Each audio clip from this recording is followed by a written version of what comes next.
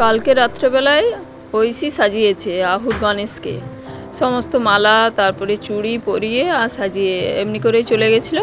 তারপরে সকালবেলায় উঠে এলাম, দেখছি যে সাজানোই আছে, বসিয়ে দিয়ে গেছিলো ঐশী। তো এসে পরে আহু নিয়ে বসেছে আবার গণেশকে। ফুল দিয়েছে, দিদিভাই সাজিয়েছে তো।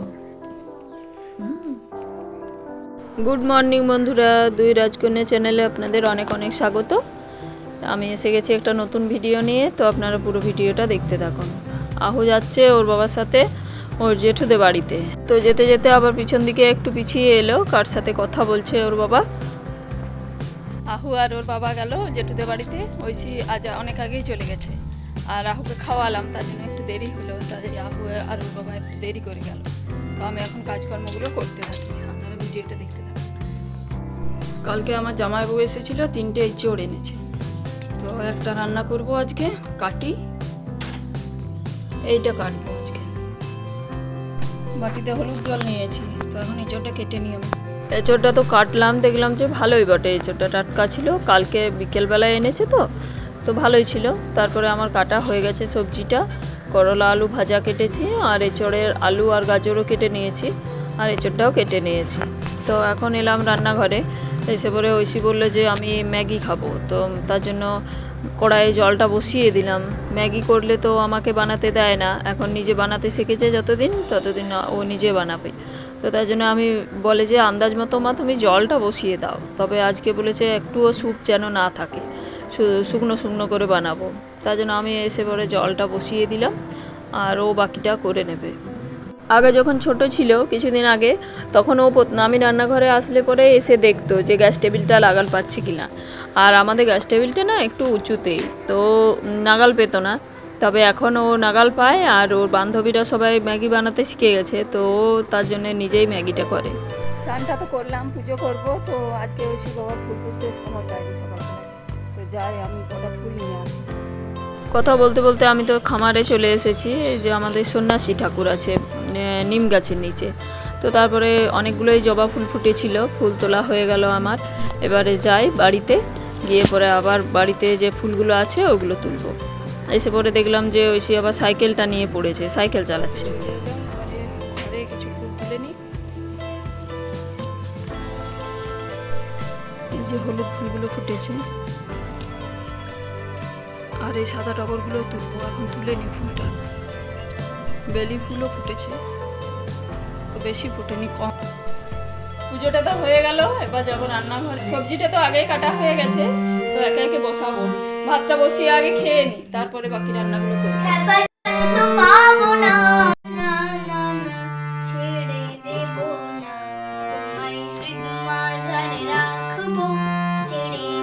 ঐশী গান করছে, আহু নাচ করছে।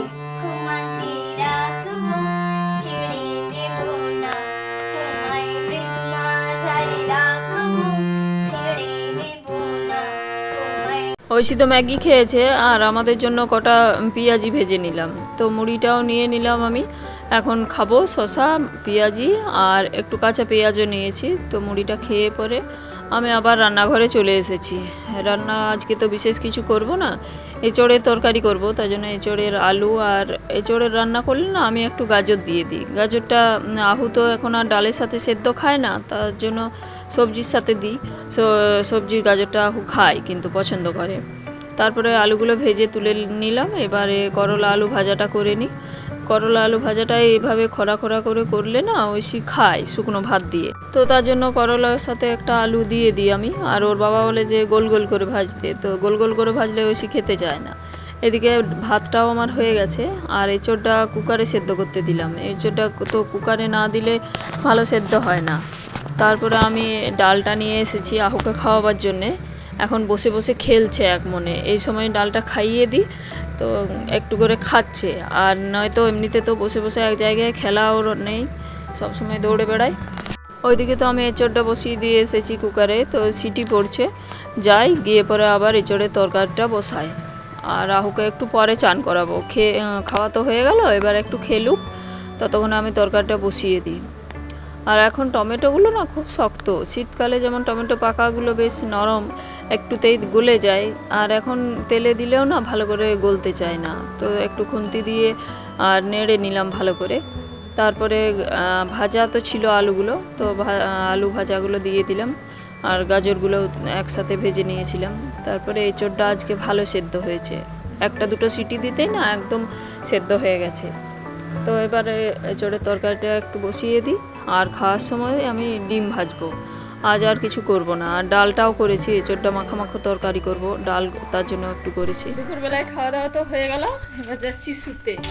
কদিন তো নিচে শুচ্ছিলাম, এখন গরমটা কমে গেছে তো বৃষ্টি হওয়ার পর থেকে, তারপরে উপরেই শুচ্ছি, উপরে অতটা গরম নেই। তো যাই এখন, ওইসি দু বোনকে ঘুম পাড়াবো এখন, যাই আমিও ঘুমিয়ে পড়বো একটু। ওই আপু কই, ওই দুগনে কোথায় লুকিয়ে পড়েছে? এই যে হাউ করছে মাকে, চলে এসো আহু, এসো দিদি ভাই আছে, তুমি চলে এসো। বিকালবেলা তো ঘুম থেকে উঠে পড়েছি, তো আহুর জন্য একটু সুজি বানালাম। এই টাইমটা ও স্যারেলেক্স খায়, তবে আজকে ভাবলাম যে সুজিটাও করি। আর প্রতিদিনই তো একই খাবার খেতে ভালো লাগে না, তো তার জন্য অনেকদিন সুজিটা করিও নি ওর জন্য, তো তার জন্য একটু সুজি করে নিলাম। এবার যাই গিয়ে খাইয়ে দিই। এই যে চলে এসেছে রান্নাঘর পর্যন্ত। আহু তাকাও, আহু আহু রেডি, বিকেলবেলা বেবেই যাবে আহু। কই এদিকে, কি হাতে, কি হাতে, কি টিপটা আমাকে দিবে? তুমি নিজে পড়ো টিপ্পাটা, আহু নিজে পড়ো টিপ্পাটা।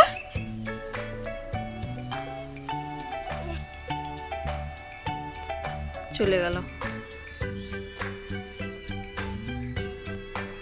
আহু। পাপা দুটো পা এনেছে আহুর জন্য, জুতোগুলো পা বলে, কিন্তু আহু পরালে পরে ছাড়তে পারছে না। পরো পাগুলো পরো। কি পরেছো হ্যাঁ পাপা, কি পরেছো? খুলে দে। কোনো রকম পরিয়েছে, দাঁড়িয়ে আছে, হাঁটতে চাইছে না। হাঁটো, পা পরেছো তুমি, হাঁটো। হাঁটো, যা খুলে গেল। জামা কাপড়গুলো আজকে না রোদ দেয়নি ভালো, তার জন্য শুকায়নি, ভেজা আছে। তো এখন তুলে নি, বিকেল তো সন্ধ্যা হতে যাচ্ছে।